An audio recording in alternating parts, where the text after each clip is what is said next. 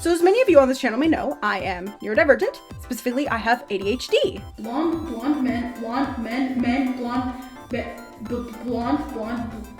Everyone with ADHD is really unique, both in who they are and how their neurodivergence operates. Me personally, though I would never give the positive effects of my ADHD for the world, like my enhanced imagination or will to do something I'm very interested in at the moment, I find my ADHD to be extremely frustrating. Not only because none of the medications I've tried have worked on me, not only because I don't have much help outside of myself to be able to cope with all this, and not only because I'm about to go to college and I'm freaking out really hard because I need a very specific environment to learn, and what if it's not good for me and I end up being a dropout and a failure? No.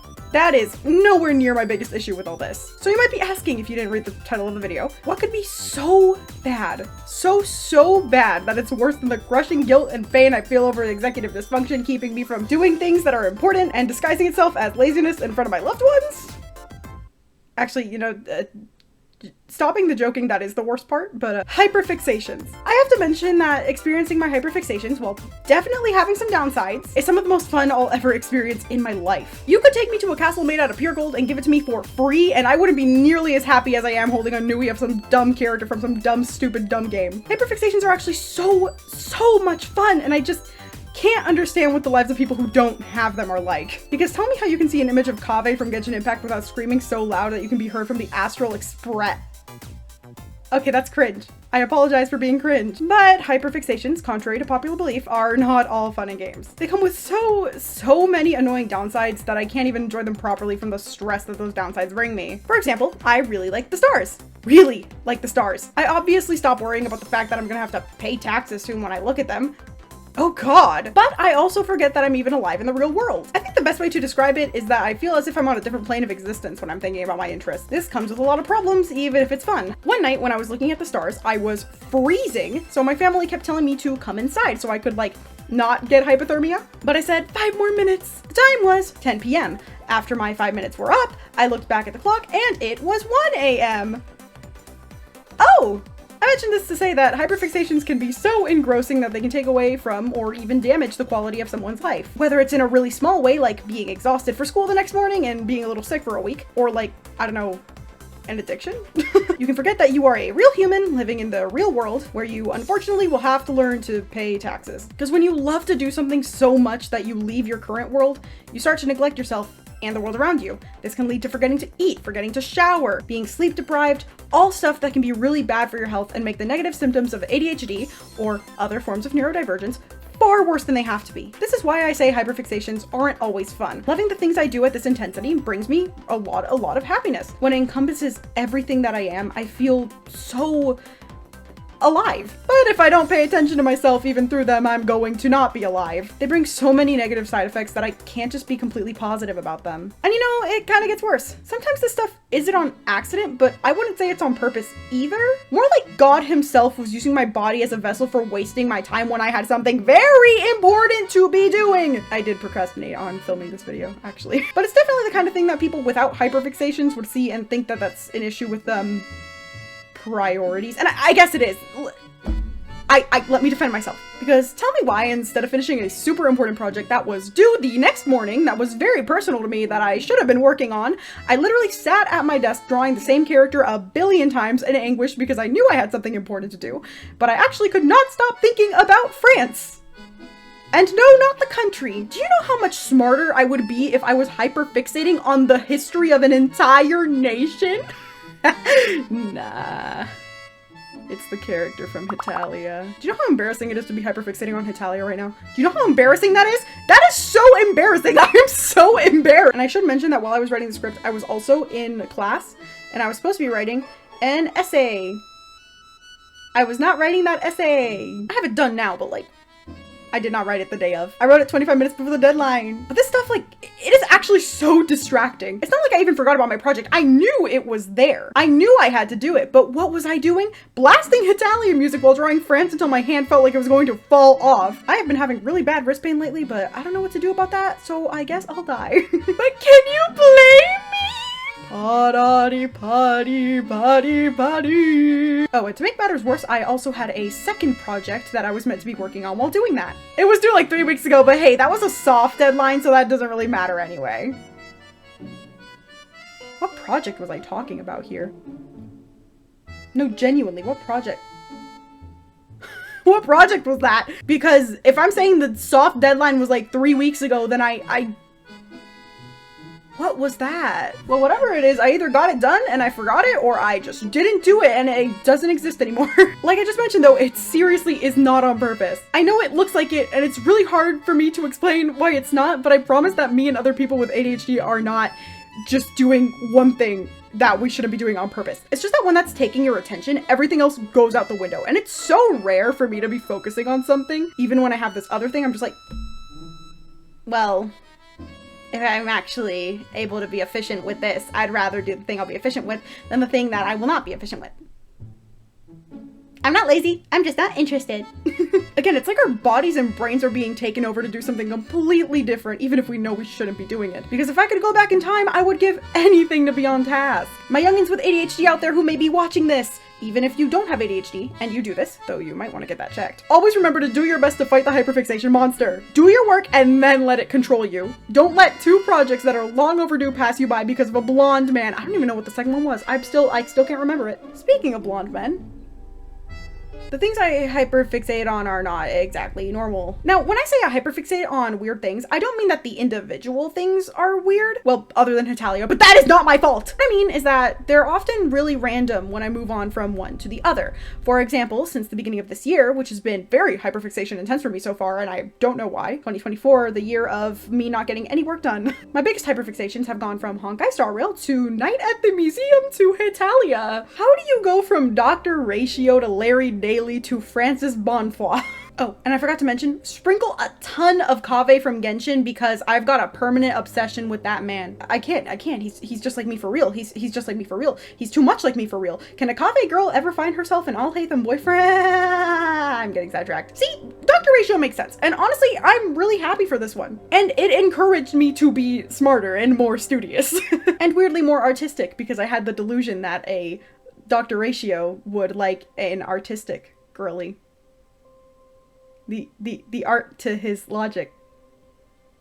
Don't talk to me ever again. I love this guy so much. I love how unapologetically rude he is and how smart he is. And oh, his voice. Oh my lord, his voice. Loving this character also gave me the motivation to make a whole YouTube video in a time that I've been having the worst burnout. And it's a video that I really like still. I'm really happy with that video. And I'm glad to see that it did relatively well compared to my other uploads at this time. But I don't know how or why that hyperfixation was followed up by Night at the Museum. A lot of the reason my current project isn't done is because during a break when I should have been working on it, I watched Night at the Museum 11 times. Like, well, not the same one 11 times. I watched the original trilogy 3 times each, so that's 9. And then I rewatched Smithsonian.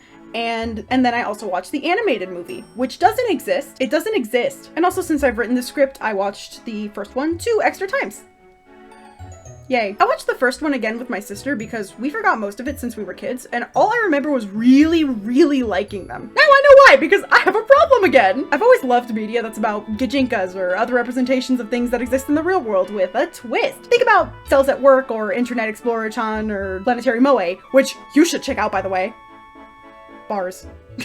So it's no wonder why this stuff appeals to me. Now that I think about it, this video is probably just one big excuse for me to talk about Night at the Museum, because how was I supposed to bring that up in any of my other videos? I think a big reason I love these is because while they aren't animated, they feel animated. There's so much going on here and the characters are so cartoony, and I can enjoy it at the same level that I enjoy some animated stuff. And you know, I can say with confidence that this is one of the only live action series that I wouldn't prefer as animated, because when we got that, oh man, did we get that. If you're curious, which you're not, but I'm gonna talk your ear off, here's my ranking of all the films. Battle of the Smithsonian. Now don't get me wrong, all of these movies are golden, and this one just has to get last place because, well, one of them has to go there. I still really love it, and I've been thinking about it all day today. I should rewatch it. I absolutely love the setting. Museums are already like my favorite place to go ever, and I've always wanted to go to the Smithsonian, but this movie just made me want to go so much more. It looks so cool and awesome and cool and awesome and Amelia Earhart was charming after the first watch, even if she did annoy me initially. I love the way Larry seems so uninterested in her the whole time, even though he switched up at the end like, what? Dude, huh? Abe Lincoln slay, NASA mention, Octavia saving his boyfriend was legendary banger film. I will say though, this film comes in super close second to the next one in rating because it's super good and hey, space, that's cool.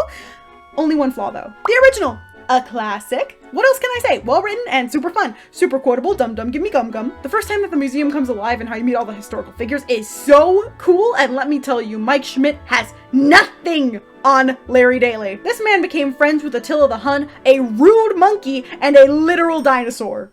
I'm just saying Freddy Fazbear would not stand a chance. Only one flaw though. Now this was a film. Secret of the Tomb. The ending, as heartbreaking as it is, super emotional and really satisfying with the way everything in the series has unfolded so far. Seeing more exhibits is always fun, and the stakes were so high throughout the whole film, full of whimsy. And you know how I mentioned that the other films only had one flaw? That flaw is quite simple. The other Night at the Museum films do not have Sir Lancelot. This is the best character in the entire Night at the Museum trilogy, and I don't care about anyone else because Lancelot is my one and only. The way this guy is the definition of disconnected from reality is so much fun. Mr. Fictional Character, I love you! I'm obsessed with this man. He makes me sick. I love him so much. This stupid, dumb man. When I looked for more information about Dan Stevens and I discovered that he doesn't have that hair in real life, I think something in my soul shattered apart. I don't think men should be allowed to cut their hair, especially not if it's blonde and luscious and that perfect shoulder length. If you guys haven't seen Night at the Museum, Secret of the Tomb, you should watch it for Lancelot. He's my everything. Sir Lancelot, please call me. He doesn't know how to use a phone. God, I need to take my coat off. It's so hot in here. And that concludes my ranking of the Night at the Museum movies. I did not forget to include one in the ranking. What are you talking about? I am not acknowledging that trash. From Dr. Ratio, we have Night at the Museum, and from Night at the Museum, we have...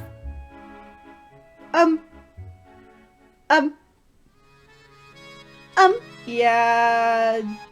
I'm not proud of this one. Liking Hetalia is just embarrassing, man. It's known as the pinnacle of cringe on the internet, at least it was for a long time. The remnants of cringe people have for it still exist. Every time I hyperfixate on Hetalia, because I always go insane for it at least once every 2 or 3 years, which is really weird. Upon mentioning it to my friends before I even finish my sentence, all I hear is, and that's valid. If you're watching this and wondering, what's Hetalia? Then oh, the world is finally healing. But to put it simply, the characters are each the personification of stereotypes from their respective countries around the world. If you think that sounds bad, don't worry. The most they do is say something something British people can't cook, which, to be honest, where is the lie? Have y'all seen Stargazy Pie? Stargazy Pie! What is this? What is that? Like I said before, I love Gajinka stuff, and if you couldn't tell with my liking Night at the Museum, I also like history, and just geography in general, and different cultures are also really fun too. They're actually mainly the fun part. Were you guys one of those kids who wanted to learn like 15 billion foreign languages? Hetalia made that worse for me. There was one point where I had like 7 different languages up on my Duolingo. It was really bad. Scholarly stuff is fun, and I love seeing it represented in fiction. Hetalia is a prime example of that, but it just so happens to be very unserious and very strange. It usually doesn't touch on super crucial or sad events in history like battles or atrocities. Instead, you get the information that during World War II, the United States wanted to paint Mount Fuji red to lower the Japanese morale.